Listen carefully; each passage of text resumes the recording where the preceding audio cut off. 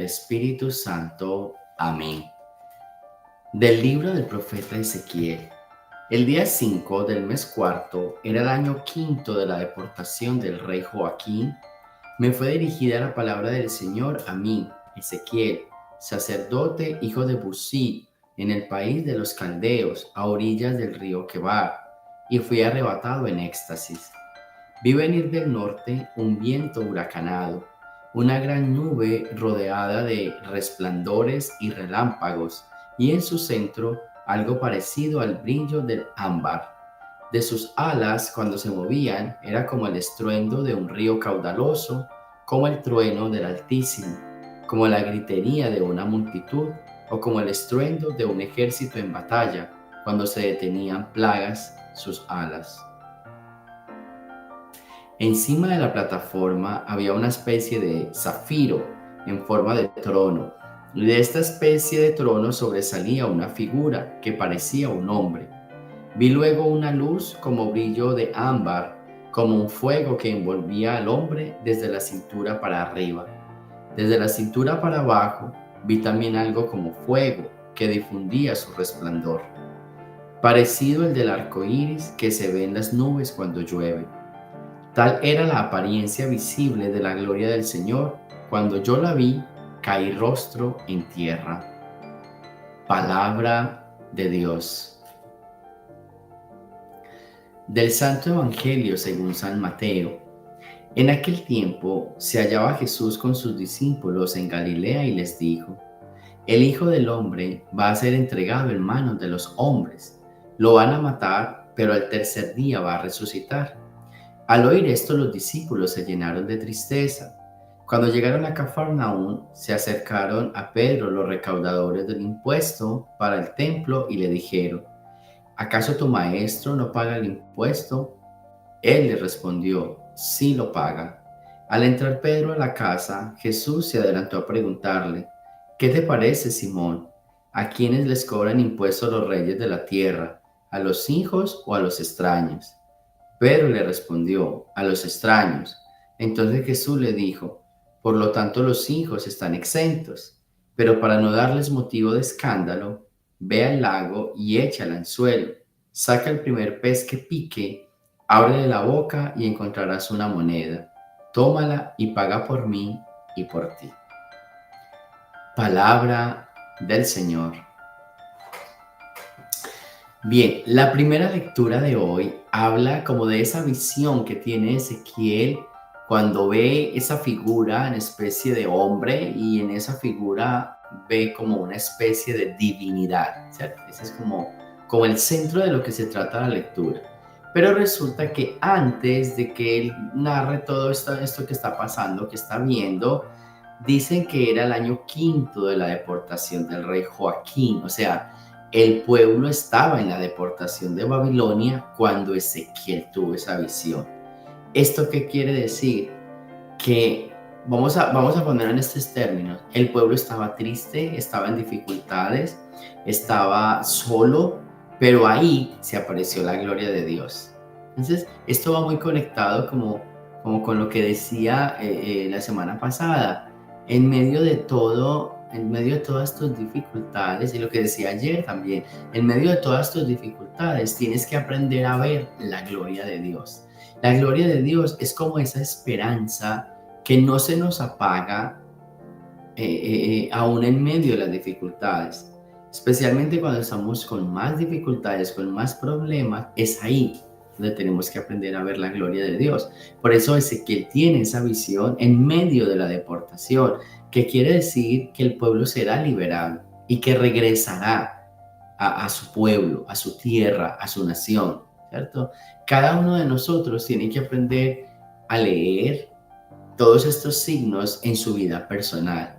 Yo siempre digo que la mano de Dios siempre está en la historia del ser humano, no la deja.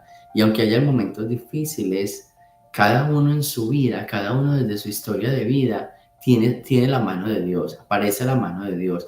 Lo que pasa es que algunas situaciones son más difíciles que otras, pero es que hay situaciones donde tenemos que aprender algo y los aprendizajes no son iguales todos. Hemos cometido algunos errores hemos tomado algunas decisiones que no son tan buenas, que tienen unas consecuencias nefastas. Desde esas decisiones, estas son las consecuencias, o estas consecuencias son producto de una decisión.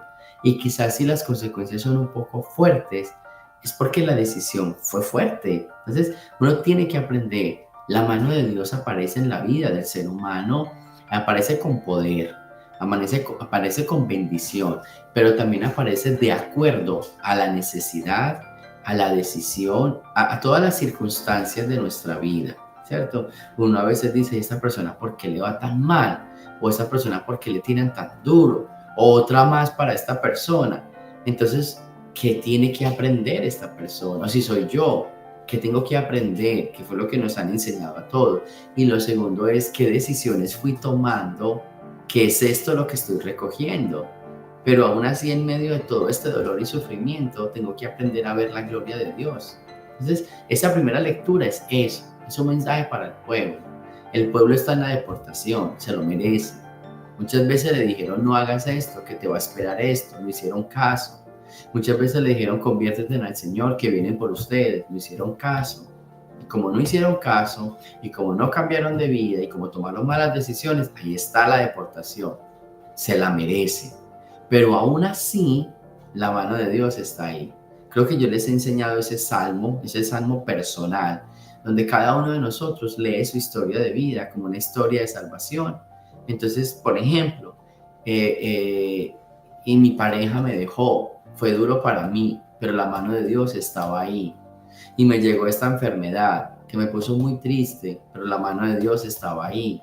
Y este hijo me hizo tal cosa y fue doloroso para mí, pero la mano de Dios estuvo ahí. Aprender a ver la mano de Dios en cada circunstancia de la vida, ver esa figura como de hombre, pero también es como de Dios, es la mano de Dios, es la mano de Dios que está ahí. De eso se trata la primera lectura, ¿sí? No es extraño a nosotros. El Evangelio habla de eso.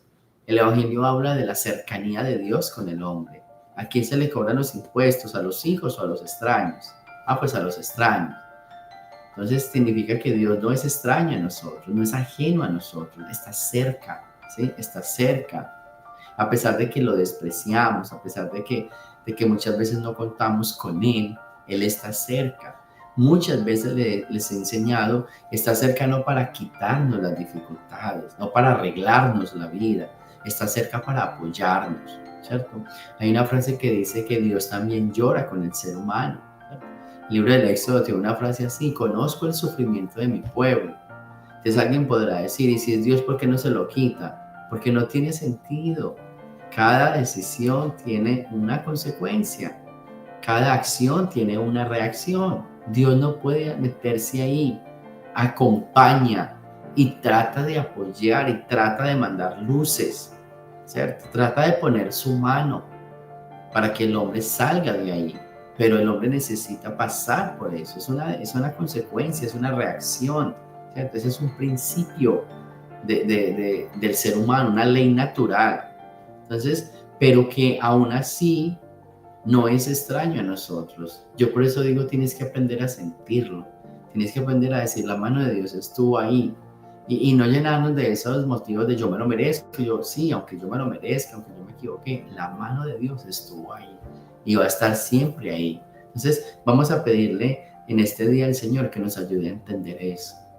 Que nos ayude a leer nuestra vida en historia de salvación. Dos, que nos ayude a descubrir esa presencia de Dios. Hay una frase que dice, si tú crees, verás la gloria de Dios. Cada vez que tengas una necesidad, cada vez que tengas una enfermedad, cada vez que pases por un momento duro, acuérdate de esta frase. Si tú crees, verás la gloria de Dios. Y la gloria de Dios se va a manifestar en tu vida, en cada uno de tus procesos. Te va a mostrar luz, te va a ayudar, ¿cierto? Va a apoyar, va a estar contigo y te dará esa fuerza para salir adelante. Así que pidámosle a Dios en este día que nos regale siempre el poder contar con su presencia, pero el discernimiento para ver esa gloria de Dios y que no lo tratemos como un extraño en nuestra vida, sino como parte de nuestra vida, que no viene para condenarnos, sino para apoyarnos, para liberarnos y mostrarnos ese camino de salvación. Gloria al Padre, al Hijo y al Espíritu Santo, como era en el principio, ahora y siempre, por los siglos de los siglos. Amén. El Señor esté con ustedes, y la bendición de Dios Todopoderoso, Padre, Hijo y Espíritu Santo, descienda sobre ustedes y me los acompañe siempre. Jesús, María y José.